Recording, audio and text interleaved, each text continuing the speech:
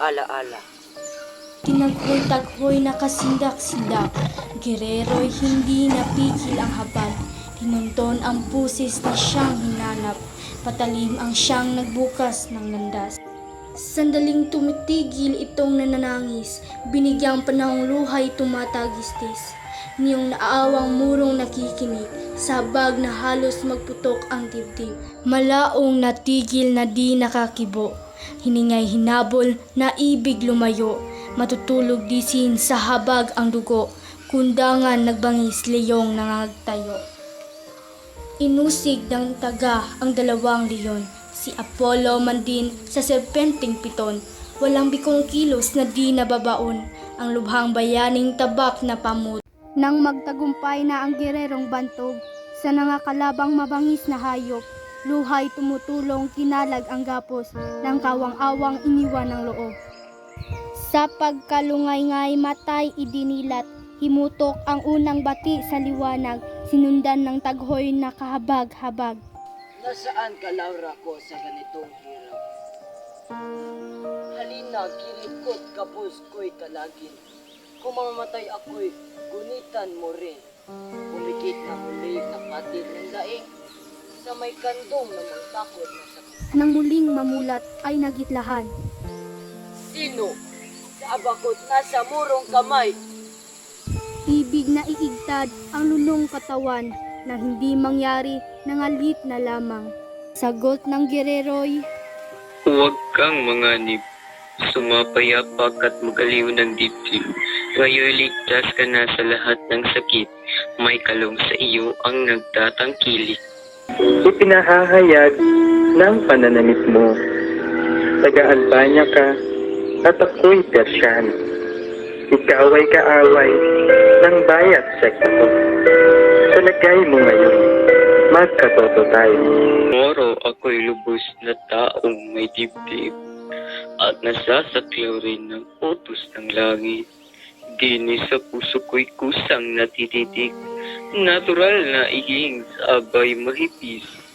may awang gerero ay sa maramdaman, malamlam na sinag sa gubat ay nananaw. Tinunton ang landas ng pinagdaanan, dinala ang kalong sa pinanggalingan. Kumuha ng munting baong makakain, ang nangdaralitay inamong tumikim. Kahit umayaw ay nahikayat din ng sabing malambot na pawang pang-aliw. To'y di umidlip sa buong magdamag, sa pag-aalagay nagbata ng puyat. Ipinapanganib ay baka makagat ng kanid na madlang ng gala sa gubat. Kaya't nang isabog sa San Sinukuban ang duradong buhok ng masayang araw, nagbagong hinahot pinasalamatan sa langit ang bagong lakas ng katawan. Sabihin ang tuwa ng gererong hayag, ang abang kinalong ay biglang niyakap. Kung nang unay nukal ang luha sa habag, ngayoy sa galak na ang inilagasgas. Iyong natatanto ang aking paglingon. Ano itong Persian na nababagab mula ng hirap o ibig kong matatag at nang kung may daay malagyang ng lunas. Sa isang dukado ng Albanyang syudad, doon ko nakita ang unang liwanag. Yaring katauhay utang kong tinanggap, sa Doke Brisio ay ama kong liyag. Ngayong nariyan ka sa payapang bayan, sa harap ng aking inang minamahal, Prinsesa Floreskang esposa mong hirang, tanggap ang luha kong sa matay na nukal. Ang doking ama ko'y pribadong tanungan ng Haring Linseo sa anumang bagay. Pangalawang puno sa sangkaharian, hilaga ang tungo ng suyo ng bayan. Kung sa kabait ay oliran ng lahat, at sa katapangay pangulo sa syudad, walang kasindunong magmahal sa anak, umakay magturo sa gagawing dapat. Buong kamusmusay di nasasalitin, walang may halagang nangyari sa akin, kundi ng sanggol pa'y kusang darigitin ng isang buwitreng ibong sadyang sakin. Isang araw namang bagong lumalakad, nooy naglaro sa gitna ng salat. May nasok na arkot bilang sinambilat, kupidong diamanteng sa dibdib ko'y hiyas. Nang tumuntong ako sa siyam na taon, palaging jawa ko'y mang-aliw sa burol. Sakbat ang palasot, ang busog ay kalong, pumatay ng hayop, mamana ng ibon.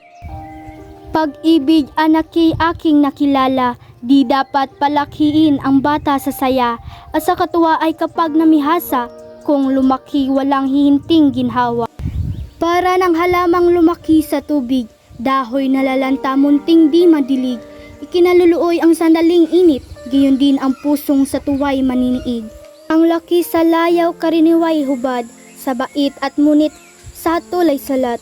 Masaklap na bunga ng maling paglinyap habang ng magulang sa irog na anak. Ang lahat ng ito kay amang talastas, kaya nga ang luha ni inay hinamak at ipinadala ako sa Atenas. Bulag na isip ko'y nang doon mamulat.